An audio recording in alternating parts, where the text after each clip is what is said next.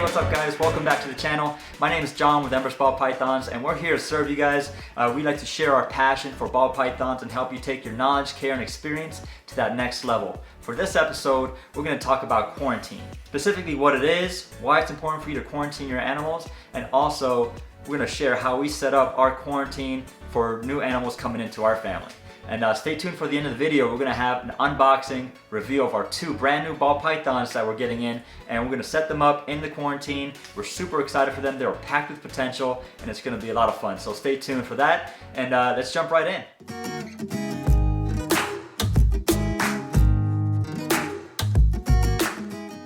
So let's talk about what quarantine is and why it's important. So essentially, you're bringing in a new reptile, a new ball python into your collection, into your home, right? You don't know if that animal has any type of underlying issues, right? Something internally with parasites or mites or disease or infection, something that's wrong with it, and it may be asymptomatic, so it's not obvious, right, that it has a problem. So you bring it into your collection, you don't want that funk to go ahead and transfer over to the rest of your animals that you know are healthy, that you've been taking care of, that have been with you for a while. So that's the idea. We want to separate the new animals from the ones that you have in your home so that they're not catching anything that is bad for them. And obviously it's important because we care for our animals, right? We want the best for them. We want them to be healthy and strong and growing. So we don't want anything like mites or parasites or any disease to now transfer to our whole collection and jeopardize their health, right? You can potentially lose your animals to sickness and disease. So we want to minimize any of that happening. So quarantining is definitely important, and you want to have that in mind for your setup and for your collection.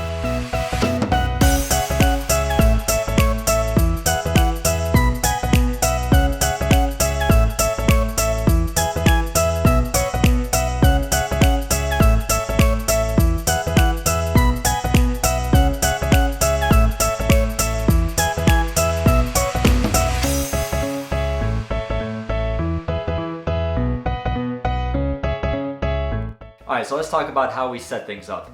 So it kind of worked out for us because in the beginning we had just that one large glass tank or aquarium that we use for our ball python. But once we started buying more and knowing that we wanted to get into the breeding operation, then we decided to go into the rack system and put our snakes in tubs. And not only did we find that it was more efficient and easier for us to keep the ambient temperatures and humidity and all that right, but our snakes were happier and they were definitely eating better, and just they seemed a lot more comfortable in there. So it worked out great. So we started out with this 3-level rack system that we found at a Repticon, and it was good to go, but we quickly outgrew this and needed some more space. So we found a really good deal. Someone was selling a 12-level Sea Serpents rack system, same thing with the tubs, and we used that. Eventually we knew that we were gonna outgrow that as well, so we invested into the ARS caging rack systems that give that more professional breeding look, and we knew it was going to last us a very long time, and we've been super happy with them. So we made the investment, we got those racks set up, and we had now our 3-level and 12-level rack systems kind of without any use. So I said, you know what, let me take this 3-level one and use it for our quarantine setup. So essentially for the setup, it's pretty simple. Just a few days or up to a week before the snake arrives, I want to make sure that I have it all running perfectly and everything's cleaned and sanitized. So I just go through, I clean out all the tubs, I make sure everything's nice and organized. I have all the equipment, the water cups, I have everything that I need, the paper towels or substrate, all laid out. I plug it in, I just make sure that all the levels when it comes to the temperature and humidity are right. And that's basically all I do, just a few days in advance, make sure it's all set up. So for the quarantine rack, I just have our Inkbird thermostat set up to it, and it's been working great. So it's not a bad thermostat. I normally use this for our heater during the winter time. It heats up the room and makes sure the ambient temperature stays accurate. But for now, since we don't need to use the heater for a while, I'm using it for the quarantine. That way it's just not sitting in storage for the whole year. I have some use for it. I plug it into the quarantine rack when I need it. And it works great. And I'll put this thermostat and a lot of the equipment that we're talking about here in the description below if you're interested or want to go check it out for yourself. Hey guys, today we're moving our 3 snakes into the snake room.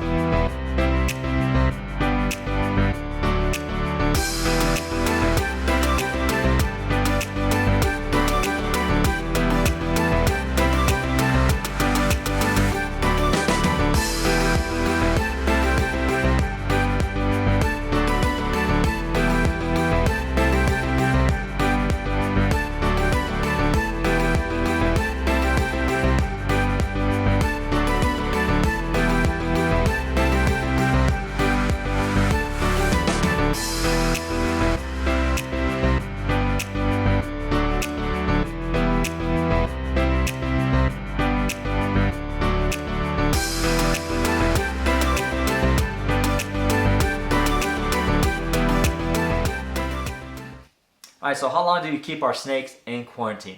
That's definitely a good question, and it looks like the magic number is about 2 to 3 months of time in quarantine. And I know that seems like a lot, but it gives you a good window of opportunity to make sure your snakes are healthy and that are not carrying any issues before you introduce them into your main collection. And we like to keep them on a very simple substrate, white paper towels. And the reason for that is that they do have any mites or anything that's crawling around on them, you can definitely see it a lot easier on the white paper towel as opposed to some type of cocoa husk or cocoa chip that is just going to blend right in. So another thing to consider when it comes to your quarantine process is to keep as many things separated from your main snake room to your quarantine room. Meaning I don't want to start cleaning the new snakes first, right, and handling them and cleaning their tubs, and then walk right over to the new room or my main snake room and now start handling them and cleaning them, because mites and other stuff like that can now jump on my clothes or kind of tag along with me, and as I walk over there they jump off, and simple as that, they are now introduced into the main collection and they spread like wildfire. So that's definitely a headache that we want to avoid. So what I like to do is we start our day in the main snake room, take care of the collection, and then come over to the quarantine area and take care of them. Another good idea is to have separate equipment for each room as well. I know it's kind of taking it to that next level, but for precautions, you might want to have separate equipment so you're not bringing equipment back and forth from room to room. Stuff like the feeding utensils or sprayers or bottles or anything that you use on a day-to-day basis to clean them or feed them, you want to make sure that you're not bringing things over from room to room.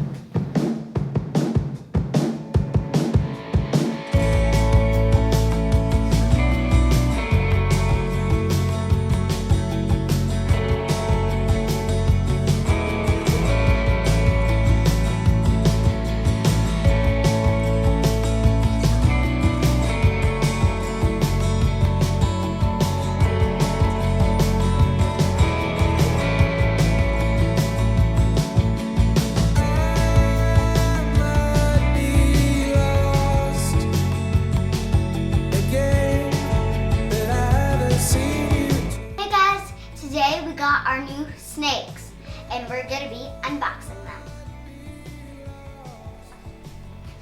First, we got some stickers. Thanks for the stickers. And now we're gonna put this down. Oh, face paper. Always a mess.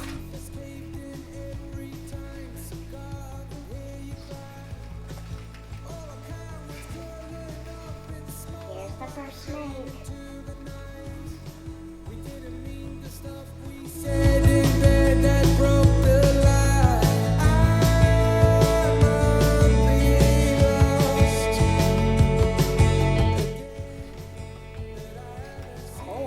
Wow, okay.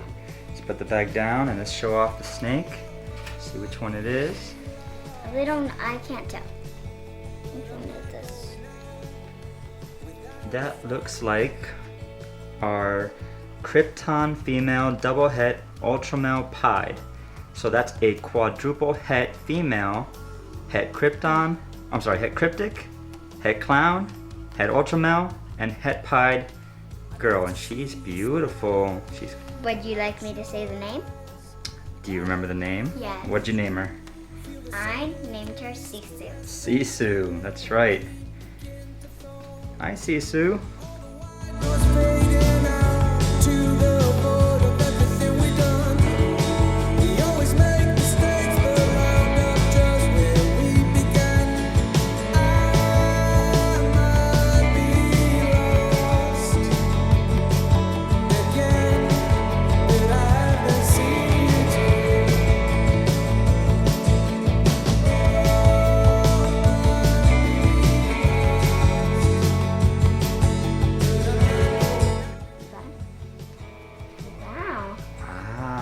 Seiji, what do you think?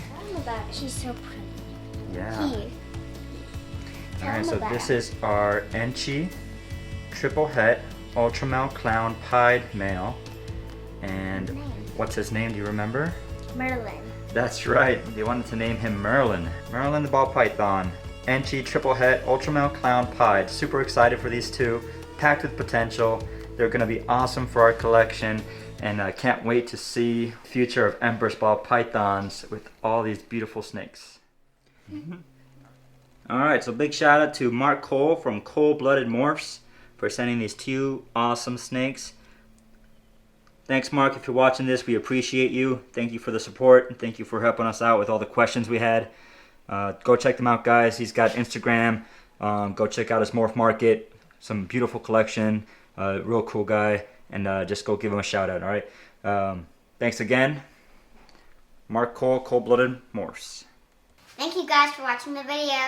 Comment down below if you recently purchased any snakes and tell us what it is. If you like our videos, make sure to subscribe and hit that bell. Thanks again, guys. Bye.